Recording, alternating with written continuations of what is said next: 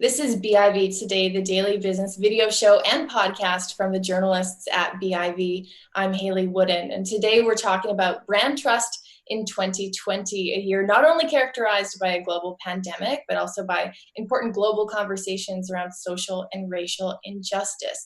My guest today for this conversation is Jennifer Meehan, Executive Vice President Brand at Edelman Canada. We're going to be talking about a new special Edelman Trust Barometer report on brand trust in 2020. Jennifer, great to have you on the show. Thanks for coming on.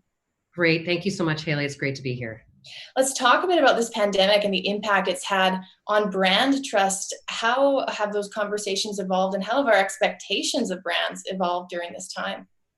So we've been measuring trust for a number of years, and a lot of times trust relates to a corporation, to how a CEO handles issues. But what we've seen over the past 6 months, so with the pandemic, but also with what's happened in the US with the killing of George Floyd, we've seen these issues really heightened needs for brand to play a bigger role. So as someone who manages a brand, there are things like purpose that gets put behind a brand. So whether that's giving back to communities and things like that. But what's happened with the pandemic is the role of brands has been increased. So what I mean by that is, if you think back to the beginning of COVID, when the government was trying to get out as much PPEs, helping with food shortages, all of these things, Canadians saw, and our data showed that they realized that Canada can't solve this alone. So there was this expectation that brands were to step up and really help solve pandemic-related challenges. So we saw distilleries and breweries start making hand sanitizers, companies turning over their manufacturing to make masks. So something that a brand probably in years past has never been expected to do. Absolutely. Do you think these expectations as looking to see companies step up and help during COVID, will these carry on post-crisis? Is this a more permanent shift in our expectations, or is it really tied to the pandemic? I think we've seen this rise in belief-driven buying over the past 5 years, where I think we're at 64% of Canadians believe that they want to buy a brand that represents their values, because it's the idea of brand democracy. So there's power in a brand and a company. So I don't see this going away. I think that brands have done an amazing job, many of them, in identifying causes to support and give back to communities. But the societal role of brands, listen, after this pandemic is over, gosh knows when, or racial injustice, we're still going to see these societal challenges pop up. And this expectation that a brand weighs in versus taking a step back, we don't think is going to change. Interesting. And how does this fit with trust? And is brand trust more important now than it was in the past? Absolutely. What we've seen is over 1 year, and obviously I think this has been catapulted by these two seismic shocks of pandemic and the killing of George Floyd, is that last year trust was the fifth most important buying consideration behind quality, ingredients, price. And within 12 months, we've seen this go to number 2.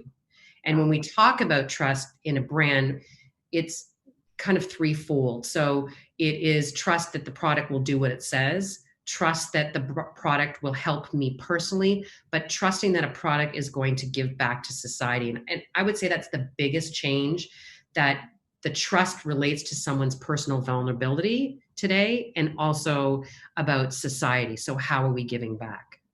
Mm-hmm.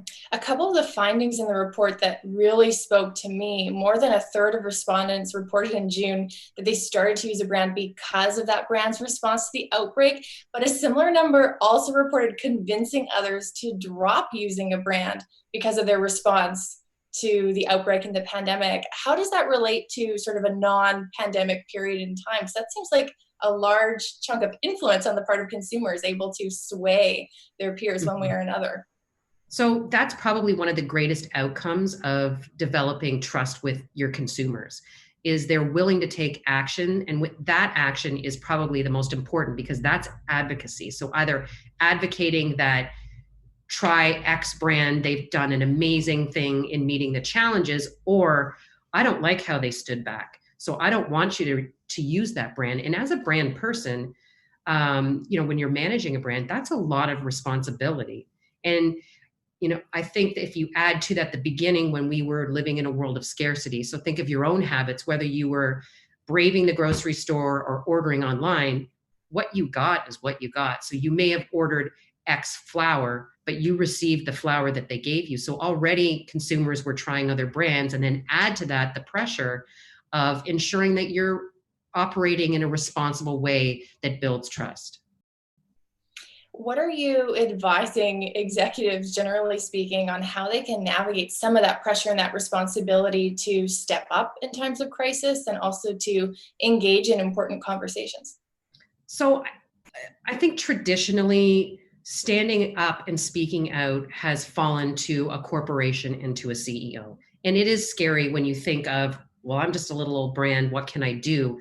What we found is if the consumer expectation is that you take a stand, we've seen that there's a 4.5 times greater benefit to speaking up than to standing behind the scenes, because in the past you don't want to risk alienating some of your consumer base, but because there's that expectation, the benefits far outweigh the risks.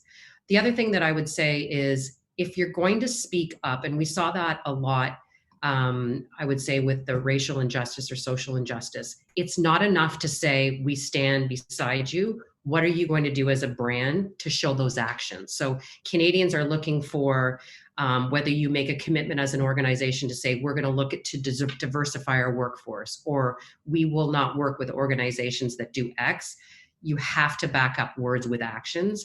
So I would say it's nice to put out compelling content that brings a tear to the eye, but unless you're willing to, number one, make sure your house is in order, and number two, give back to those communities, they're seen as empty words. So I would definitely say, take the risk, but back it up with action.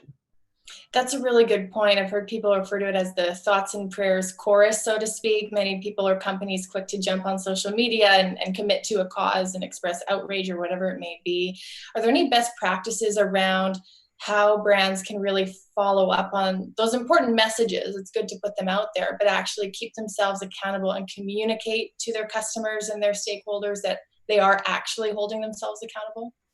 Absolutely. I think that there's a forgiveness among consumers if you are to make a commitment and say, listen, we're not doing the best we can to, maybe whether it's bringing products that we think are going to service different communities, or even, as I talked about, your own house. So if you're going to make a stand as a brand, but you look internally and you say, you know what, we could be doing better. Here are X number of things that we're going to do, and we are going to achieve them by the next 2 to 3 years. Make a statement, admit that you could do better. And if you have a goalpost, people will be forgiving and saying, this is a company, because for many brands and organizations, they're big, it can't happen overnight, but to recognize it and to do that. And we will counsel our clients, when you say about putting out content, is we advise them, don't put something out, look at what you're doing internally, or do you feel good about what you're doing, and what are you going to do to give back? So definitely something to keep a watch out for. There's so many interesting findings in the report. As we wrap up in these next few minutes, tell me some of the trends or statistics that really spoke to you and what you're going to be watching as someone in branding and who speaks with people and executives in branding. What are you going to be watching for in the years ahead? I think it's funny, I have my slide open here on this one. One of the things that really struck me is the fact that 64% of Canadian respondents felt that we can't get through this pandemic without brands. And that struck me a lot, because that is a fair amount of responsibility on brands to fill in these gaps, because the pandemic, obviously, we know is a serious thing. So I would say that struck me as well. And then this idea of 68% felt that it's more important now than ever to trust that brand. And because trust now as a brand is so complex, it's not just, it used to be about it works, it delivers on its promises, it's got great customer service. Now it has to ensure that you're protecting my personal vulnerability. So we think about the safety measures that brands took and said, we're protecting our employees, we're ensuring that our manufacturing processes are helping you. And then adding on top of that is societal vulnerability. So to deliver that safety and protection, that's a big ask. And to me, that struck me that people want to trust their brands and they expect so much more. So for me, that was a really big takeaway from this is how deep the relationship is starting to become between brands and Canadians. That's really interesting. And I suppose maybe gone are the days now where you can have just a separate small corporate social responsibility department that's detached from the organization. It really sounds like it's important to have those values integrated throughout all aspects of an organization or company. Absolutely. And it's part of our conversations when we're working with clients from a marketing department, when we're developing these programs. How are we taking into account the needs of consumers? So whether that be with pandemic related or with social injustice, that has to reflect the needs that are out there. Jennifer, such a pleasure speaking with you. Thank you for taking the time to come on our show with your insight. I appreciate it. Thank you so much. That's Jennifer Meehan, the Executive Vice President Brand at Edelman Canada. We were talking about their latest special report from the Edelman Trust Barometer on brand trust in 2020. This is BIV Today. Thanks so much for watching. I'm Hayley Woodin. We'll be back with a new video and podcast tomorrow.